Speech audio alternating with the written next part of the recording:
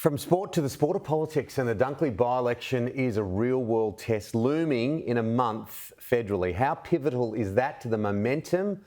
A year out from an election, Anthony Albanese is definitely on the charm offensive. He celebrated his birthday. Very happy birthday to the Prime Minister. He's in Dunkley today, and joining me at the desk is former Howard Government Minister and Bondi Partner Senior Advisor Peter McGauran. He said it's his birthday. He goes, come on, get on board. It's pivotal, isn't it? No question. But it's more critical to the government than is the opposition. Everything's in favour of the government.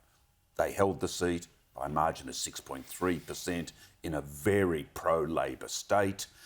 So it's an opportunity for Peter Dutton to make an impact, to improve the coalition vote, but the government has to hold this seat. It's near impossible for the Liberals to win this seat, so if they even got close to an upset win, it would give momentum to the opposition. That'd be a PR win, wouldn't it? Yes. The government's got everything to lose and the opposition's got everything to gain. Yep. All right, Parliament returns 2024 next week. It's going to be a fiery session.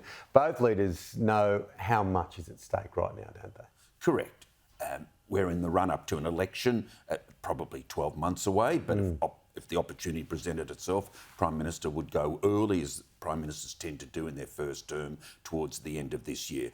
The ground has been staked out between them. The Prime Minister's had a terrible 6 months.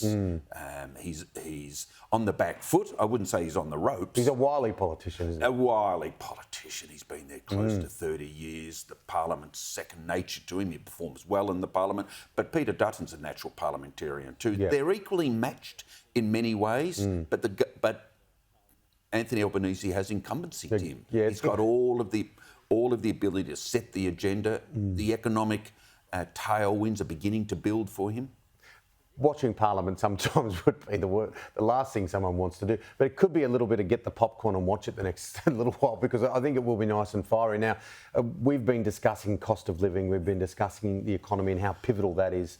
Now, CPI numbers this week encouraging. The RBA will probably keep things on hold. We're going to see a very different setup this week, aren't we, with journalists there ready to ask questions straight after.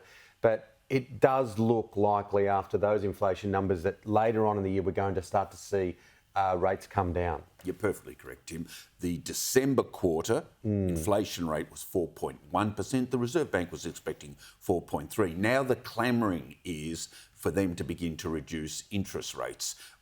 All the economists that'll help the government. That indeed, they're banking on it, and you can see a bit of a spring in the step banking of Treasurer, forgive the pun, of Jim Chalmers. He seems a lot brighter the last few days.